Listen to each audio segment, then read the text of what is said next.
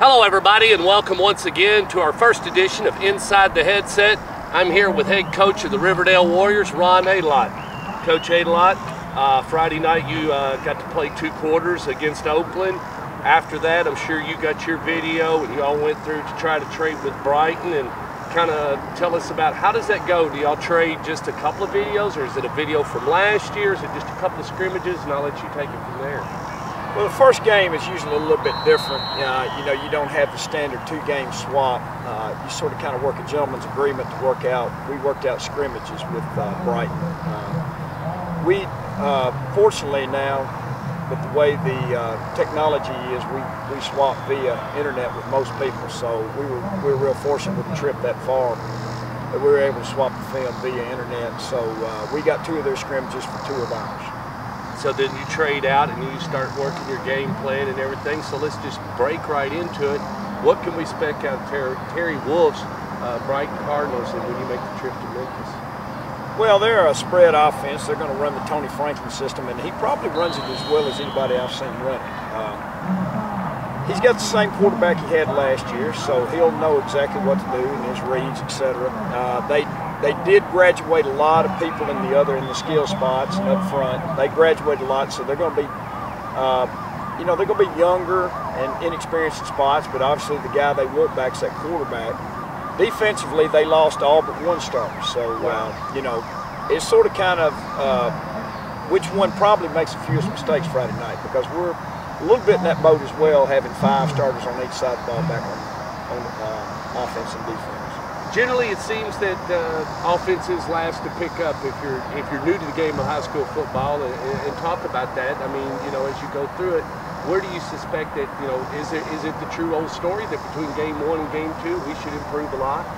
Oh, absolutely. I mean, yeah, the first 2 or 3 games are really rough, and you know, practice this week, you know, you're just going, man, we're just not ready, and we're probably not, you know, but fortunately, we will probably be in the same boat as them. You know, whether that's good or bad, we don't know. So it kind of whittles you down to being a little bit more basic, maybe than what you'd like. You try to, you know, you don't have a lot of time to work on a lot of wrinkles. I will have to say, I probably feel like their offense is ahead of their defense, because what they do is they do it so well, and he does such a good job with it. You know, so he's confident when he's in his spot. I think so. I think so, and. You know, and maybe we are too with a returning quarterback. Maybe we're a little bit more up to speed, and we've got more experience in our backfield than probably we do up front. So at least time and stuff and that type of thing, we might be, you know, be a little bit better there. But I think defensively, we're probably should be a little bit ahead of what they are, because we got more people returning over there. So hopefully that'll be an advantage for us. Thought Friday night, a couple of times you snapped right back into it, and just like in Riverdale fashion, you scored real quick. Dylan looked real good. He just, you know, he zipped a couple of passes, got him downfield, found his open man, and really got some real estate quick, and that's important for you guys even when you get down in the season, isn't it? Well, you know, we weren't going to show a whole lot. Neither was Oakland on Friday night. You know, you can play it 1 of 2 ways. You can go wide open and give everybody a lot of things to talk about. We had scrimmage the day before. We scrimmaged. That was actually our 3rd look against another team. We really need to practice, so we had 2 scrimmages at Jamboree. So we held back. We played the starters a quarter. You know, Dylan is what he is. He's a great quarterback, and you know, and you know, and a lot of people are overlooking him, but probably not the high school level, but at the collegiate level. But you know, we know he can do those things, and we're trying to, you know, let him be the leader of our team and take us to the places where we hope we can go. Spread offense, is that the big thing you like about Brighton? What about their special teams? Well, unfortunately, I think both of us need work in the special team area. We're breaking in a new kicker, and I believe they are as well. And that might be a big difference maker, you know, Friday night. We've got a couple of kids that are kicking right now that have come out, and they work hard, and some days it's good and some days it's bad, you know. And, you know, we're hoping that they just get that confidence level where we start getting some consistency. Brighton probably scares me more in the return game than they do the kicking game, you know, and it's probably the same thing for us. We're neither a great kicking team at this point. Hopefully our coverage teams do not break down and we can get punts off, you know, unlike we did Friday night. even though they'll be inexperienced on defense, what can the Warrior fans expect to see? 52, 43? Well, we're going to be in a 50. We're in a 3, 4, 5, 50, whatever you want to call it. But we'll have a lot of movement, and this fall has been pretty good. We have one scrimmage where I'm sure the coaches weren't real pleased, where I thought we'd been a little bit more than we should. But it was more of us jumping off sides and critical downs and that type of thing. Our kids have been tackling well. We've played some teams that haven't tackled well, so that's been a positive, and I feel like probably the kids we lost, we've had some kids that can step up. 2 kids that we're really going to miss, obviously, are Deontay Glover and Scotty McCullough. Those are two of the best players in our those are 2 of the best players in our district. And then we had a couple of defensive backs, Marcellus Odom, Lamar Brown, and even Keenan Jackson. So, we're going to be young in the secondary in that test. Well, they'll be held accountable and learn a little bit on Friday night where they see. Yeah. And how important is that to be lined up in the proper spot? I mean, kids don't think about it. They'll be all excited. They'll get up there and line up, and you'll be saying 2 steps in or 2 steps this way. Talk about how important that is, Coach, and just how it means. I think defensively that's paramount. Because you can't get out formations, you got to be in the right spot. If you're in the right spot, that's probably at least 50% of the battle. And then, just some desire to do the things that you've been coached to do, and then finally finish. Make a tackle, make a play.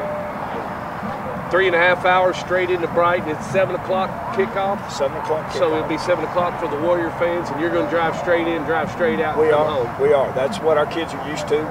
We'll charter going down, and then obviously we'll feed them on the way back, and then hopefully they fall asleep. But our kids travel well. We've taken them places. They're good kids. So we're expecting them to be ready to play. It'll be a tough challenge for them mentally to do that. But unfortunately, there's 2 teams in our district that are going to have to do that. And we hate it per scheduling, but there's nothing we can do if we can't get people locally to schedule us. Yeah, it is tough, and I shake my head every time I'm trying to figure out, why TSSAA just doesn't force it and say you got to play them because it is economically right what they pledged out to do. But to say one thing, that's kind of like talking out 2 sides of your mouth. To say that we're trying to build more rivals, and then we're traveling our first 2 games to Memphis or north of Memphis and then Louisville, Kentucky. I can hardly believe that, And then I also have a trip to Cookeville, so I can't. I'm going to pass a lot of schools in all those directions, that I feel like are a little bit closer. Now, the good thing is you get different places, kids get to see different things. But you won't see them later on. Maybe you Cookeville, but you won't see.